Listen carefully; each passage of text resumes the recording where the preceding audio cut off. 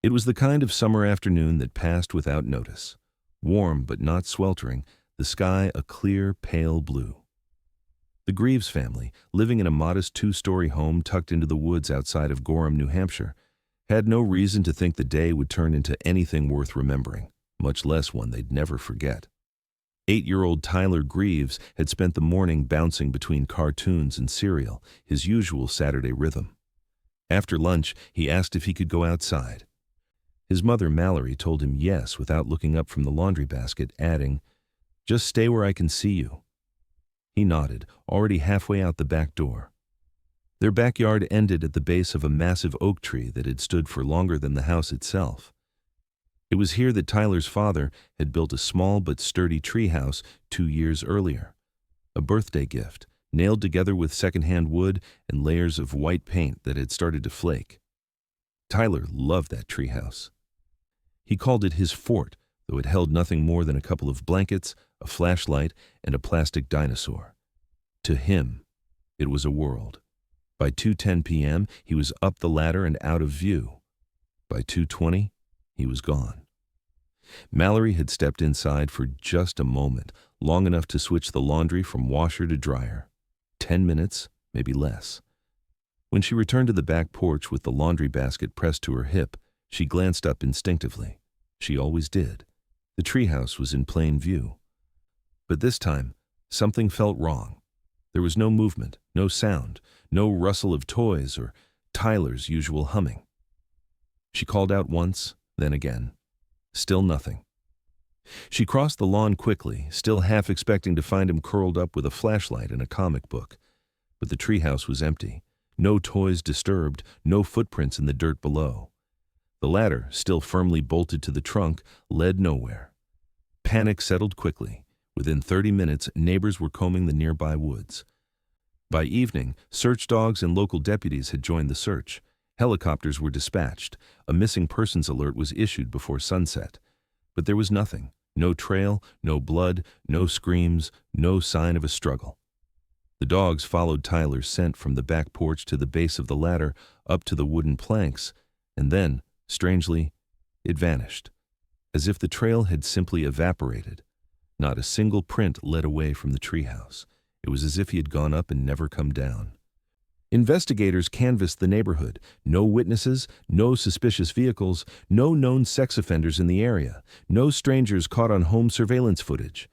The yard was enclosed on 3 sides by thick forest, the 4th by a 6-foot fence and a small gravel road. No one had seen a thing, not even Mallory. She replayed the moment over and over, trying to stretch the time she'd spent inside, looking for something she might have missed. But there was nothing. Just silence. Tyler's bike remained propped against the tree. His shoes were at the bottom of the ladder, right where he liked to leave them. The flashlight was still inside. Whatever had happened, it had happened fast and without warning. The FBI got involved within 48 hours, citing the strange nature of the disappearance. Volunteers turned out by the hundreds. Drones were flown over miles of forest. K-9 teams returned daily for weeks. Still, nothing. No discarded clothing, no drag marks, no evidence that Tyler had wandered off and gotten lost. It didn't fit any known pattern. It didn't make sense. Theories emerged. Some believed a stranger had snuck in, perhaps someone hiding in the woods. Others speculated that Tyler had been lured away, maybe by someone he knew. But there was no evidence to support any of it. Mallory and her husband Brian submitted to polygraphs. Both passed. Extended family was interviewed. No one had a history. No one had motive. As days turned into weeks, the media took notice. News vans parked outside the Greaves home. Tyler's face appeared on posters, milk cartons, social media pages. Donations poured into a reward fund. Anonymous tips trickled in, none credible. One caller claimed to have seen a boy matching Tyler's description at a rest stop in Maine, but surveillance footage showed nothing. Another said he had been spotted in a red pickup truck. That lead died too. The case, despite its high profile, produced no suspects. No theories gained traction. At a certain point, even the police stopped talking about rescue.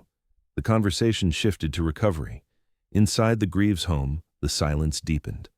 Tyler's room was left untouched. His favorite stuffed animal remained on the bed, the battery in its voice box slowly dying. Mallory refused to move his toothbrush. Brian installed a motion sensor light near the treehouse, even though no one went near it anymore. Grief settled like dust, quiet and clinging to everything. They tried therapy. They joined a support group, but nothing filled the shape of the absence. The backyard became a place no one mentioned, and the treehouse, the last place Tyler was ever seen, stood like a monument to a question no one could answer. How does a boy vanish from a treehouse in broad daylight in 10 minutes with no one seeing a thing? And why, a year later, would the first sign of him come from above? It was just before noon when Brian Greaves climbed the extension ladder to clear out the gutters. The date wasn't lost on him, exactly 1 year to the day since Tyler vanished, but that wasn't why he was up there. It had rained heavily the night before, and water had begun overflowing onto the front steps. Leaves were clogging the downspouts. It was the kind of task Brian used to tackle without thinking, the small rituals of home ownership. But since Tyler disappeared, even the mundane had become quieter, heavier. As he worked along the edge of the roofline, scooping handfuls of wet leaves into a bucket, something caught his eye near the chimney. Something small, white, and out of place. At first glance, he thought it was a stone, maybe hail residue or a bit of ceramic chipped off a vent cover. But as he got closer, he paused. It was unmistakable. A tooth. A small, ivory molar, clean and dry as if it had never seen rain. Brian froze. His first instinct was to dismiss it. Maybe an animal had dropped it. Maybe it had been there longer than he realized. But the location didn't make sense. There was no debris nearby, no nest, nothing to explain why a child's tooth would be sitting perfectly upright on the edge of his roof. He picked it up almost reluctantly and took it inside. Mallory stared at it in silence. Neither of them spoke for several minutes. Finally, Brian placed it in a plastic sandwich bag and drove it to the police department. He didn't know what he was expecting, certainly not what they told him a week later. The results from the lab came back with an exact match. It was Tyler's, not just a random molar, not just the same size or shape, a confirmed match to Tyler Greaves's dental records, including microfracture patterns from earlier x-rays, the kind of match you couldn't fake. Investigators were stunned. There was no logical reason for the tooth to be there, especially in the condition it was found. It was untouched by weather, despite the recent storm. No dirt, no decay, no animal markings. It was as if someone had placed it there deliberately. But how and why? The Greaves home had security lights but no cameras. After Tyler's disappearance, they had added motion sensors along the back fence, but not on the roofline. Police canvassed the neighborhood again, asking if anyone had seen anything suspicious in the past few days. Nothing turned up. No unusual vehicles, no strangers, no footprints in the yard. A forensic sweep of the roof revealed no fingerprints on the tooth, the shingles, or the chimney stones. No hair, no fibers.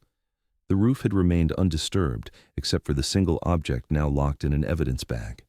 Theories began to spin.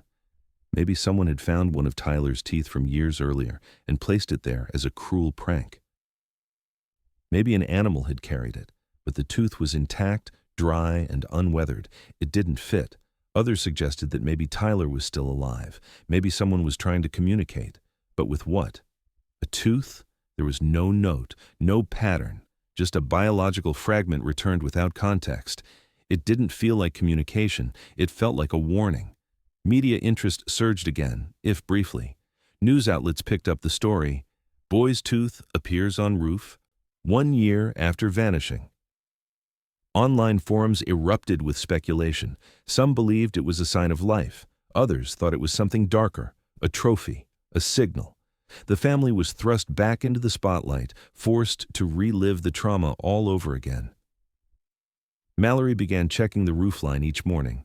Brian stopped sleeping through the night. Police reopened the case, but privately admitted they had no leads, no new evidence, no direction. The tooth, for all its weight, led nowhere. No ransom demands followed, no further communication. Days passed, then weeks, then months. Slowly, the headlines faded.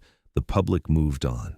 The case slid back into cold storage. The Greaves family returned to their fragile routine, now with a new piece of the puzzle that didn't fit. The treehouse remained untouched. Tyler's room stayed exactly as he left it, but the roof, once just a part of their home, became a place they feared to look at too closely. A quiet part of the house that now carried the weight of something unspoken, something that didn't belong. And then, on the next anniversary, as if summoned by silence, it happened again. The second anniversary of Tyler's disappearance arrived like a shadow the family had learned to live with, silent, constant, and just beneath everything. August 17th. A date that once meant nothing now held its own gravity. Mallory had taken the day off work, not because she expected anything to happen, but because the weight of waiting had become its own quiet ritual. Brian stayed home too. The house felt still, like it was bracing for something. At 11:52 a.m., he saw it. He'd gone outside to check the gutters again, not because they needed cleaning, but because last year's discovery had planted a reflex in him. He climbed the same ladder, stepped onto the same roof tiles, and there, near the same edge by the chimney, sat a second tooth. Same shape, same size, same unnatural cleanliness. No dust, no dirt, no rain residue. It was perfectly intact, resting in nearly the exact position as the first one. Brian didn't touch it.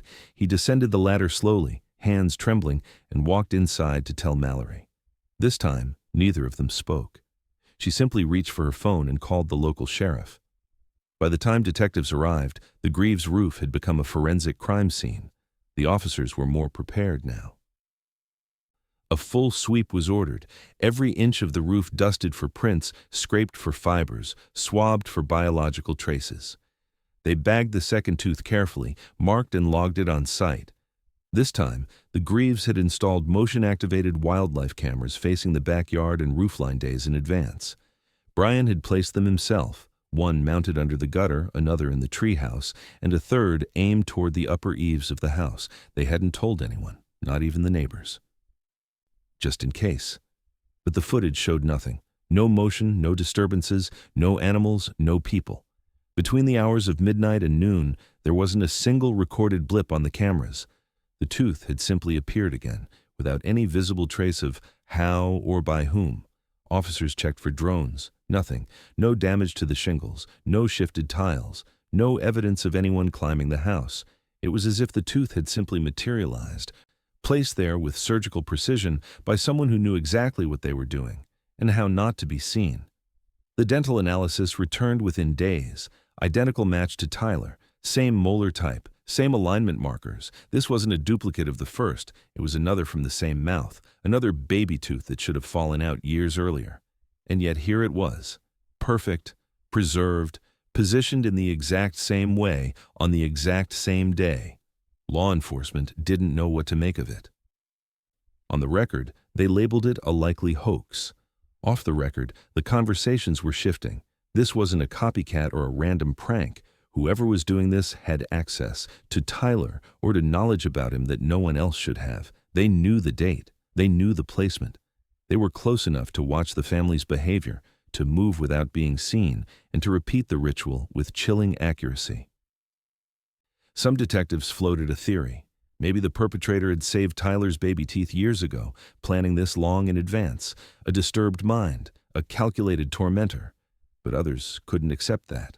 The teeth weren't old. They were fresh, preserved, too clean, too well kept. And there was something about the second appearance that changed the tone, from eerie to invasive, from tragic to sinister. This wasn't just about remembrance. It was control. Internally, some investigators began to wonder. Could Tyler still be alive? It was a question no one wanted to ask out loud, because if he was, what did the teeth mean? Why only one a year? Why this twisted pattern of delivery, always from the roof, always in silence? If Tyler had survived, if he was being kept somewhere, then this wasn't just a message. It was a clock, a countdown, a breadcrumb trail, cruel and deliberate. But even that theory had cracks. No ransom had ever come, no demands. No communication of any kind, just the teeth. The Greaves home became the epicenter again. Reporters returned. The story made the rounds on national television. Online forums reignited. Everyone had a theory. Cult rituals, reverse adoption conspiracies, even government experiments. But none of it explained the fundamental question. How could someone place a tooth on a roof in broad daylight 2 years in a row without leaving a single trace? Mallory began sleeping with the hallway lights on. Brian stopped checking the mail for days at a time. They spoke less to each other, but more to their walls, wondering out loud if someone was listening, watching, waiting. The treehouse remained untouched, but the roof became sacred ground, scanned and rescanned as if the answers were hidden just beneath the shingles. And as another year stretched forward, no one said what they were all beginning to feel. They weren't waiting for Tyler to come home. They were waiting for the next tooth. By the third year, even the most dedicated investigators had begun to shift their attention elsewhere. The second tooth had raised eyebrows, but without new evidence, it quickly dissolved into another strange chapter in a case no one could explain. Until one agent, FBI Special Agent Lauren Kittner, decided to start over. She wasn't assigned to the case initially, but she'd followed it quietly, disturbed by its silence, drawn in by the inexplicable details. On a slow day in late October, she requested access to every piece of video footage collected in the first 48 hours of Tyler's disappearance. Hundreds of hours, dashcam clips, cell phone captures from neighbors, drone surveillance, wildlife cams posted by hikers in nearby public land. The footage had been reviewed before, but not with fresh eyes and not with updated analysis software. It was on a clip from a birdwatcher's trail camera, dated the afternoon Tyler went missing, that she noticed it.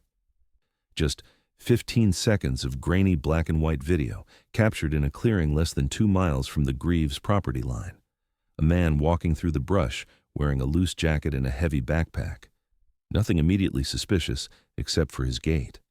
He limped, subtly, a favoring of the left knee, consistent throughout all 5 steps before the clip ended. The footage had been time-stamped at 2:36 p.m., roughly 20 minutes after Tyler was last seen. Kittner flagged it. She enhanced the footage, isolated the subject, and ran it through a national gait analysis database maintained for missing persons and unidentified individuals. After days of waiting, a single partial match returned. Vincent Adler, 47 years old. A former HVAC technician who had lived and worked in northern New Hampshire until 2021, fired after repeated absences, never officially reported missing, just gone. No phone usage, no banking activity, no forwarding address. He had quietly vanished, unnoticed by anyone who wasn't looking. His personnel file noted a minor workplace injury, a fractured kneecap from a ladder fall in 2017, the limp fit. So did his last known address, a temporary maintenance housing unit just 4 miles from the Greaves home. He had access to service roads, tools, vehicles, and according to his file, he was working the day Tyler disappeared. Kittner pulled old leasing records and credit card statements. One entry stood out: a cabin rental across the Vermont border, rural, unlisted, and paid for in cash from 2019 through early 2021. She contacted local authorities. The cabin had sat unused for over a year. The property owner assumed Adler had left in the middle of the night. The rent payments had simply stopped. No key returned. No follow-up. 2 weeks later, a search warrant was executed. The cabin was located at the edge of an overgrown trailhead, barely visible from the dirt access road. The windows were boarded up. The roof sagged with moss. Inside, the smell of mildew hit first. Then something else, less obvious but deeply unsettling. The interior was stripped of appliances, no electricity, no running water. But signs of long-term habitation were clear. A mattress on the floor, a propane stove, shelves filled with canned food, some expired, some still sealed. Along the far wall, a low bookcase lined with children's storybooks, weather-warped copies of Where the Wild Things Are. The Velveteen Rabbit, Frog, and Toad are friends. A plastic laundry basket held folded clothing. On one of the shirts, sewn into the collar with a marker-inked laundry tag, were the letters TG. A stuffed animal, gray, soft, and worn at the seams, was found tucked inside a sleeping bag in the corner. Mallory Greaves would later confirm it had been Tyler's favorite, a small, stuffed koala he'd named Nibs. He slept with it every night. Then they found the dental case. It was wedged behind a loose panel in the bathroom, hidden beneath an upturned medicine cabinet, a black plastic case like the kind used for orthodontic retainers. Inside, nestled in cotton pads and plastic wrap, were 5 small human teeth, each labeled in faded marker 2021A, 2021B, 2022, 2023, and one without a date, older, slightly yellower than the others. They were perfectly preserved, no blood, no decay, no signs of trauma, just clean enamel, carefully stored. Back at the lab, forensic testing confirmed what everyone already feared. The teeth were Tyler's. The discovery broke the case wide open, but it also deepened the nightmare. The implication was chilling. Someone had not only taken Tyler, but kept him somewhere, alive long enough to lose more teeth. The labeled years matched the anniversary pattern, 1 tooth each year, but now there were 5.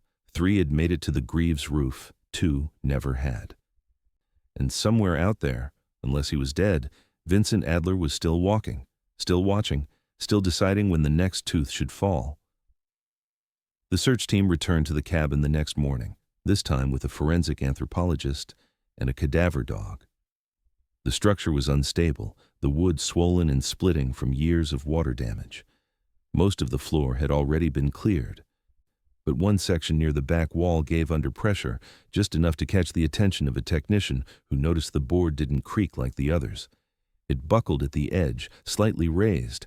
They pried it up, slow and methodical, revealing a narrow opening between the joists. A crawl space. The air that rushed out was cold, earthy, wrong. Not rot exactly, but the faint, unmistakable presence of decay long since settled. A single dog whimper confirmed what they already suspected. Crouched beneath the floor, behind a curtain of insulation and a crumbling lattice of cobwebs, was a sleeping nest. Torn blankets layered over a foam mattress, the edges soaked with moisture. Dozens of empty canned food tins lay scattered in one corner, their labels peeled by time. A milk crate held children's books and snack wrappers, many now brittle with age. And in the center, wrapped in a weathered sleeping bag zipped all the way to the chin, was a body, small, still. Bones curled in a fetal position, a child. They paused before touching anything. Photographs were taken, measurements logged. The bag was unzipped with gloved hands. Inside, a partially preserved skeleton, fragile, undisturbed. The remains were intact, no signs of trauma, no obvious wounds, no restraints. Dental records later confirmed what none of them wanted to say aloud. It was Tyler Greaves. But the relief of recovery, if it could be called that, quickly dissolved under the questions that followed. How had he died? When? And why here? There were no broken bones, no signs of blunt force trauma or violence. His skull showed no fractures, his ribs no compression. Toxicology samples from residual soft tissue were inconclusive. Degradation had made them unreliable. But there were hints. Swelling in the sinus cavity, fluid traces in the chest cavity. What little evidence remained suggested exposure. Pneumonia, possibly. Or hypothermia brought on by illness and untreated fever, a natural death in an unnatural setting. No one had killed him, at least not directly. He had been left to die. In the far corner of the crawl space, beneath a broken beam, they found it. A journal, molded at the edges, pages warped with time and dampness, but still legible. A canvas-covered notebook filled with Vincent Adler's handwriting. His entries were methodical, dated, numbered, obsessively organized. He wrote of meals prepared, days tracked, observations made. But over time, the language unraveled. Calm sentences gave way to fragmented thoughts, erratic notations, repeated phrases. He referred to Tyler only as the child or the guest, never by name. "I built this place for silence," one entry read. "He sleeps better when the wind doesn't talk." Another. "He's afraid of the television voices. I unplugged it. No more flicker, just light from the lamp." And then, deeper into the pages, "The child is still coughing. I read to him about the bear who found home. He asks if he will go home too. I tell him, yes, I will carry him, a piece at a time." Beneath that, one line written in block letters, all caps, "The teeth will carry him home." The final entry was dated 2 weeks after Tyler's estimated time of death. It read simply, "He is quiet now. The silence is full. I will begin the return soon." Investigators were stunned. There was no logic to it, no pattern that fit known offender profiles. Adler hadn't hidden the child in a city, hadn't asked for ransom, hadn't harmed him out of anger or malice. Instead, it read like a delusion, one where Adler believed he was saving Tyler from the world, preserving him like a specimen in a quiet terrarium, isolated, removed, made still. But the ritual of the teeth revealed something darker. This hadn't ended with death. Adler had returned to the body, again and again, removed teeth, labeled them, transported them, placed them where Tyler once lived, as if in his mind it wasn't an act of desecration, but of return, of devotion. 3 teeth had made it to the roof, 2 hadn't. The dental case had revealed that. Now, with the remains confirmed, the Greaves family had an answer, just not the one they had prayed for. Tyler had died alone, beneath a stranger's floor, wrapped in a sleeping bag while the world searched above him. But even that answer didn't close the case, because one question remained, untouched and unresolved. Where was Vincent Adler? And if he was still alive, what else was he planning to bring home? In the months following the discovery beneath the cabin floor, a different kind of investigation began, one not focused on forensics or recovery, but on understanding. Vincent Adler had vanished long before Tyler ever did. And now, with the boy's remains recovered and the man still unaccounted for, authorities turned inward, to Adler's past, his habits, and the quiet pattern of a life no one had looked at closely enough. He was born in 1975 in upstate New York, no known father. His mother, a housekeeper with a history of psychiatric hospitalizations, surrendered custody when Adler was 6. From that point forward, he bounced through the foster system, group homes, temporary placements, state boarding schools. No abuse was documented, but nothing stable ever took root. His records described him as cooperative, clean, withdrawn, not disruptive, not violent, just quiet. Remarkably so. By age 18, he aged out of care and disappeared into the working world, taking up small maintenance and repair jobs across 3 states. He moved often, always alone, never staying more than a year or 2. He left behind no trace of romantic relationships, no financial debts, no social media footprint. He paid in cash when he could, filed minimal taxes, rented rooms from older couples or took jobs with on-site lodging. He left them clean. Unremarkable. The only pattern was absence. Former landlords recalled him fondly but vaguely. Kept to himself, didn't make noise, polite. One remembered that Adler never had visitors. Another noted that he always kept his windows covered. A woman who once rented him a basement studio mentioned seeing him outside some evenings, watching children play across the street at a public park. Not interacting, just watching. She hadn't reported it at the time. He never said a word, she told investigators. I thought he was just lonely. There were no police reports, no restraining orders, no hint of predatory behavior on paper. But that, psychologists later said, was part of what made him dangerous. Not in the traditional sense, but in the meticulous, controlled way he moved through the world, detached, patternless, careful. He didn't see himself as a threat, he saw himself as a guardian. Experts brought in to profile Adler proposed a theory that startled even veteran agents. They believed Adler viewed Tyler not as prey or hostage, but as something sacred, a symbol of innocence to be shielded from the chaos of the outside world. He'd chosen a child not to harm, but to contain, to preserve. In his delusion, Tyler had been taken out of mercy, not malice. The crawlspace, the isolation, the storybooks, even the preserved teeth, they weren't tools of torture. They were pieces of a fractured logic, a ritual, a belief system built inside a mind shaped by neglect and silence. The annual delivery of the teeth became central to that theory. They weren't warnings. They weren't taunts. They were, in Adler's mind, gifts, offerings, each one returned on the anniversary of Tyler's disappearance, clean, intact, placed with precision. Investigators suspected Adler believed that by returning Tyler's body a piece at a time, he was easing the family's grief, letting them keep him even in absence. It was horrifying, but to Adler, it may have been something closer to love, or at least his version of it. But despite understanding the ritual, no one could explain the logistics. The cabin was over 60 miles from the Greaves' home. No vehicle registrations, no public transport logs, no sightings, no prints. Nothing suggested Adler had returned to Gorham after leaving. And yet the teeth had made it back, delivered without detection. Investigators speculated he might have walked, hidden in woods, used old service roads he once maintained. Some wondered if he'd used a child as a courier. Others thought he may have had help, but all of it remained guesswork.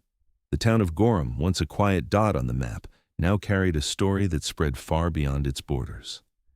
Parents watched their children more closely. Homes installed cameras. The treehouse in the Greaves' backyard was finally dismantled, quietly, without ceremony. Tyler's room, once preserved like a shrine, was emptied and repainted, not out of healing, but necessity. The silence had become too loud. And still, Adler remained missing. Warrants extended across state lines. Tips came in from as far as Idaho and Ontario, but none held up. His last confirmed presence was the cabin, the crawl space, the journal. After that, nothing, no body, no known alias, no digital trail. Just a man who had learned long ago how to disappear, and who now had every reason not to return. Even with Tyler's remains identified and the context painfully stitched together, the case didn't feel closed, because the ritual had never truly ended. Not until Adler was found, not until the pattern, so precise, so deliberate, was finally broken. And as the next anniversary approached, one question began to haunt the silence. Would another tooth appear? Or had the ritual finally come to an end? The fourth anniversary came with a stillness that felt heavier than any before. Mallory and Brian no longer marked the date with candles or vigils. Grief had long since hardened into something quieter. Ritual replaced by silence, memory by numbness. Tyler was gone. His body had been found, his name now etched into stone behind the church. But just when they began to believe the horror had ended, it arrived. A plain white envelope sitting in their mailbox. No stamp, no return address, no postal markings, just a folded flap sealed with the weight of something small inside. Mallory opened it with the casual disinterest that grief often breeds, expecting junk mail or a misplaced letter. But inside, there was only a photograph. A Polaroid. Grainy and yellowing at the edges, the kind that develops in your hand moments after it's taken. Her fingers froze, her breath caught. Brian asked what it was, and for several seconds she didn't answer. Then she turned it toward him. It was Tyler. Not a baby picture, not a school portrait, a candid image. He was lying in a small bed with wooden rails tucked under a flannel blanket, a nightstand beside him, a dim lamp, the corner of a log wall visible behind his shoulder. He wasn't bound or bruised. He looked calm, tired. A faint, almost resigned smile sat at the edge of his face. He stared at the camera directly, as if he knew the photo was being taken, as if he understood. At the bottom, scrawled in faded ink, was a date. April 5th, 2023. 8 months after his presumed death, authorities seized the photograph the same day. The envelope was dusted for prints, none. No DNA, no fibers, no saliva on the glue, no trace of who delivered it or how. The mailbox had no surveillance coverage. No neighbors reported seeing anything unusual. Whoever had placed it there did so with surgical care. The same way the teeth had been delivered, forensic specialists analyzed the photo using modern authentication software. The verdict was immediate and conclusive. No signs of digital manipulation, no editing artifacts, no layering. The photo was real. The lighting matched a single bulb source. The shadows were consistent with late afternoon sun. The timestamp on the lower edge had not been faked. The boy in the photo was Tyler Greaves, and he had been alive, months after investigators believed he had died. The implications sent shockwaves through every layer of the case. The post-mortem analysis had placed Tyler's death sometime between late 2021 and early 2022. But now, that estimate shifted drastically. Forensic anthropologists revisited the remains. With the new photo as a marker, they adjusted the decay timeline based on environmental exposure, insulation, and the sealed conditions of the crawlspace. The conclusion? Tyler likely died just over a year before he was found, possibly as late as summer 2023, which meant someone had been caring for him long after the world gave up. And then, on the very same day the envelope arrived, Brian found it. The fourth tooth. Same as the others. Small, white, clean, positioned again on the roof near the chimney, exactly where the others had been placed, undisturbed and unexplainable. It matched the final gap in Tyler's jaw, confirming without question that it had been removed post-mortem, that someone had taken it from his body after death, preserved it, transported it, delivered it. The cycle had completed itself. 4 years, 4 teeth, 4 appearances. The difference now was the photograph, the timing, the knowledge that Tyler had survived far longer than anyone imagined. That the final tooth had been collected not during a slow fade into illness, but sometime after that photo had been taken, when he was still breathing, still looking into a camera, still holding on to something, or someone. Investigators scrambled to re-examine everything. Could Adler have returned to the cabin after Tyler's death? Had he placed the last tooth himself? Or, more troubling, was someone else now involved? Someone who knew the ritual, who understood the pattern? Who had taken up the mantle after Adler disappeared? Because there was no question now. Someone had approached that house. Someone had crossed into that yard, climbed a ladder or roof, and placed that final tooth without leaving a single mark, not to harm, not to frighten, but to finish something. And whoever they were, they knew where to find Tyler, even after he was gone. The photograph, haunting as it was, offered more than grief. Beneath the surface of its silence was something tangible, a latent fingerprint, partially smudged but intact, pressed along the edge of the glossy frame. Forensic technicians lifted it and ran it through the federal database. The hit came within hours. It was Adler. A full match to prints taken from tools recovered in the cabin, confirming what many feared, but few dared to say aloud. Vincent Adler was still alive. The fingerprint led to a clue buried in a logistics log, a self-service parcel drop-off deep in northern Vermont, just miles from the Canadian border. It was the kind of place used by seasonal hunters and off-grid residents, accessible only by gravel roads and unstaffed after sundown. The mailbox in question had no live feed, but a motion-activated trail camera was mounted nearby by a local wildlife researcher, its presence unrelated to the investigation, a lucky accident. When agents pulled the footage, they found him. A man in a heavy jacket, moving with an unmistakable limp, his face partially obscured by the hood of a worn canvas coat. He approached the drop box just after 3 a.m., paused briefly, then slid something inside. The entire interaction lasted under 10 seconds. But the gait, the frame, and the visible contours of his profile left little room for doubt.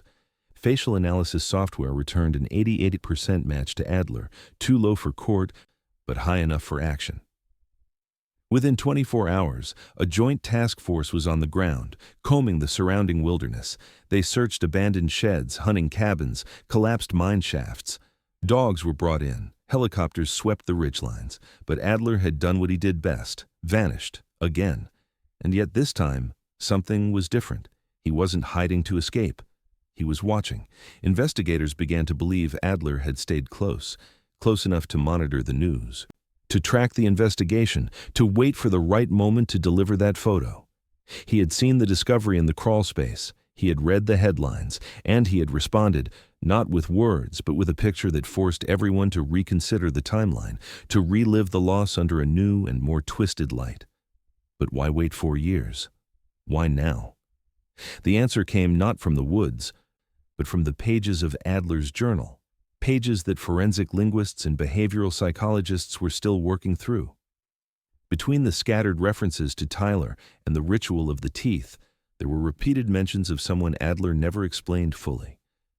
A second presence, a name that came up again and again in vague, fragmented terms. The Mirror Child.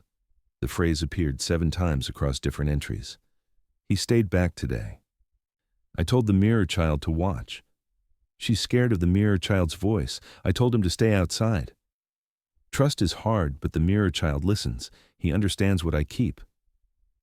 At first, investigators assumed it was a metaphor, a literary flourish, or a reflection of Adler's growing detachment from reality. But the consistency of the references and the shift in tone surrounding them suggested otherwise. Adler never referred to Tyler this way. The mirror child was someone else. Someone he interacted with directly, someone he spoke to, trusted, instructed. One entry stood out in particular. I told him the teeth were important, that they would carry the boy home, even if I couldn't. The implication settled quickly into everyone's mind. Adler had not acted alone. Maybe not in the abduction, but certainly in the aftermath. Someone else had entered that cabin. Someone else knew about the crawl space, the sleeping bag, the calendar of tooth dates. Someone who may have delivered the final one. Someone who might have even been groomed, coerced, shaped into believing in Adler's fractured logic. The search widened. Behavioral analysts drafted new profiles, this time focusing on minors who lived near Adler's last known locations. Children or teens who may have interacted with him in unstructured environments, rural bus stops, campgrounds, back roads. Local schools were contacted, former landlords re-interviewed. One recalled Adler sometimes walking alone in the evenings, passing by the nearby river path where kids fished in the summers. He never spoke to them, the landlord said, but sometimes they spoke to him. Police began to look for a child who mirrored Adler, not in appearance but in behavior. Isolated, quiet, invisible in plain sight. A child who may have seen something in Adler they didn't see in themselves. Someone who had been listening all along. Someone still out there, carrying the final piece of Adler's plan. The breakthrough came not from a lab or a map, but from a memory, forgotten, dismissed, and almost buried. During a second round of interviews with residents who had lived near Adler's last known cabin, a retired mail carrier casually mentioned a strange incident from 3 years prior. He remembered seeing a young boy walking alone on a back road not far from the Vermont cabin, mid-autumn 2021. He looked too clean to be lost, the man recalled. Like he wasn't running from something, just walking toward nothing. Authorities checked missing person logs from that time frame. Only one report stood out. Cody Brennan, 13 years old when he vanished for 4 days in September 2021. His parents had filed the report, though even then they seemed hesitant. Cody was known to disappear for hours at a time. Quiet, distant, always trailing behind other kids. But 4 days was different. When he returned, he wouldn't explain where he'd gone. He came back with no visible injuries, no signs of abuse, only silence and exhaustion. His parents assumed it was a phase, an act of rebellion, a fluke. They never pushed. The case was closed without incident. Now, with Adler's journal referencing a mirror child, the timeline could no longer be ignored. Agents reopened the file and approached the Brennan family. Cody, now 16, still lived at home, still quiet, still distant, but this time, when they asked questions, he listened. And when they mentioned the cabin in Vermont, something in him shifted. His body stiffened, his jaw clenched, a pause. Then, a whisper. He said not to tell. Cody was brought in for a full psychological interview. What emerged wasn't a confession. It wasn't linear or coherent. It was a collection of fragmented phrases, raw and reluctant, like pieces of a puzzle handed over one at a time. He spoke of a man with quiet shoes who lived in the woods. How he was invited into the cabin just for stories. How he was never touched, never hurt, but made to listen. How Adler called him mirror, said he was special, said he understood things others didn't. Cody said he was told to keep secrets, to stay still when the boy coughed upstairs. He was never allowed to see Tyler up close, only glimpses through a cracked attic door, a shape under blankets, a small voice that sometimes called out in sleep. One memory stood out with chilling clarity. I watched him brush his teeth once, Cody said. He dropped one into the sink. Mr. Adler picked it up with a tissue and said, "Now we wait." It was the only time he was asked to help. Cody described being taken outside in the early morning hours, long before the sun rose. Adler handed him a small object, wrapped in plastic. He didn't look at it. He wasn't allowed to. He followed instructions, walked to the fence, place it near the corner of the roof using the stool Adler had dragged into place. Do it gently, he'd been told. It's the last piece of the boy that belongs to them. When forensic analysts re-examined the third tooth recovered from the Greaves home, this time swabbing the outer enamel for trace DNA, they found a second contributor. Not Adler, someone younger. A partial genetic profile matched Cody Brennan. The match was weak, degraded, but consistent enough to raise no doubt. He had touched Tyler's teeth, carried them, delivered them, but he hadn't done it out of malice. His involvement wasn't calculated. It was conditioned, groomed. Cody had been manipulated by a man who understood how to find the quiet ones, the ones who already lived half in shadow. Adler hadn't just kidnapped Tyler. He had built a world in which another child played a part, unknowingly. Cody admitted he had returned to the cabin once after Adler disappeared. He had found the crawl space, seen the sleeping bag zipped shut, felt the cold. He hadn't opened it. He said he knew what was inside. He'd sat at the kitchen table for hours waiting for Adler to return. He never did. And when he left, he took something with him, a box he'd been told never to open. Inside was the final tooth. Cody had held onto it for months, not knowing what to do, not understanding what it meant, until one day the pressure grew too loud, the guilt, the confusion, the echo of promises he hadn't fully understood. He walked to the Greaves mailbox before dawn, slipped the photo inside. Then climbed to their roof one last time. He placed the final tooth exactly where he had been taught, and then he went home. The truth, sickening and impossible, was this. Tyler had died under Adler's watch, but the ritual had been completed by a child who never meant to harm him, a boy used like a mirror, someone who reflected Adler's delusions without ever seeing them clearly. Cody would never face charges. Psychologists ruled him psychologically coerced, emotionally incapable of understanding the full scope of what he'd been drawn into. The Brennan family agreed to continued monitoring. Cody rarely spoke after the interviews, but one thing he said, softly and with no emotion, stayed with every agent in the room. I think he really believed the teeth would bring Tyler home. It was Cody who finally pointed them there, not through certainty but through something closer to instinct. He recalled a place Adler mentioned once, the quiet cliff, a trail near the Vermont border where the trees bent inward and the wind made no sound. Investigators mapped every ravine within 20 miles of the cabin. Only one matched Cody's vague description, an overgrown trailhead leading to a narrow gorge long since abandoned by hikers, known locally for its unstable terrain and lack of signage. Most locals had forgotten it existed. The search team moved quietly, almost solemnly, as they descended into the ravine. It was mid-autumn, and leaves blanketed everything, branches bare, air sharp with coming frost. Near the bottom of the slope, beside a fallen birch tree, they found it. A small mound of soil, unnaturally smooth. No rocks, no roots, just a patch of dirt carefully packed, and beside it, a wooden carving, roughly whittled, no writing, just the crude shape of a molar, etched into a splintered piece of pine, standing upright like a grave marker. They didn't need confirmation, they already knew. The body was curled in on itself, wrapped in layers of tarp and wool, decomposed, but largely undisturbed. Forensics later confirmed the identity through dental records and bone structure. Vincent Adler, age 49. Estimated time of death, just over a year prior, shortly after the final tooth had been placed on the Greaves roof.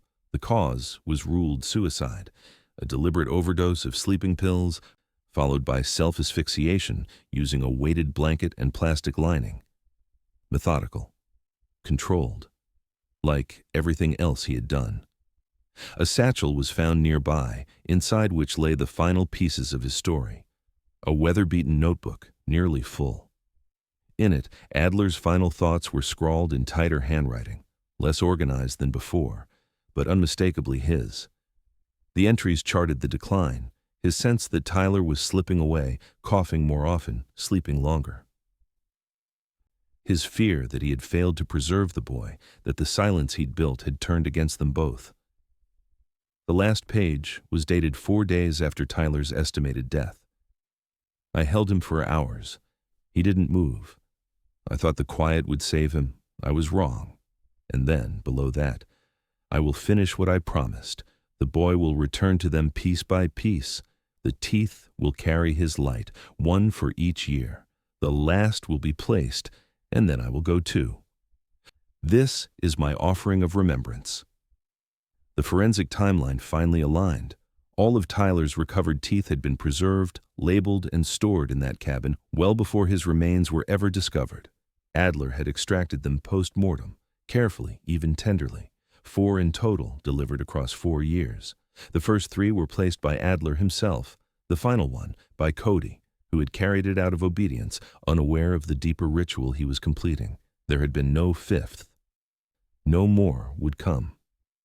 The Greaves family buried Tyler 2 weeks later in a private service, attended only by immediate relatives and a few investigators who had stayed with the case from the beginning. His coffin was closed. The cemetery was quiet. The marker simple: Tyler John Greaves, 2013 to 2023. Loved beyond words. The roof of their home remained untouched that year. No small white object waiting near the chimney. No mysterious envelope. No eyes in the woods.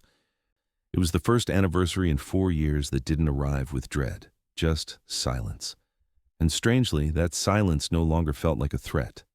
It felt like an ending. Mallory stopped checking the gutters. Brian took down the last of the motion cameras. The treehouse, long dismantled, had been replaced by a garden bed, simple flowers that needed tending, things that grew in the open. Neither of them expected closure, but something heavier had lifted. Not hope, not forgiveness, but a kind of stillness. A ceasefire between what was taken and what remained. For the town of Gorham, the case would be remembered forever, spoken of quietly, retold in threads and whispers. The boy who vanished from a treehouse, the teeth that came back, the man who watched from the margins, and the ritual that tried, in some broken way, to return what had been lost. But for the Greaves family, the story ended not with a discovery or a confession or a trial. It ended with the year the roof stayed empty. And for the first time since it all began, no one looked up expecting something small and terrible to fall from the sky.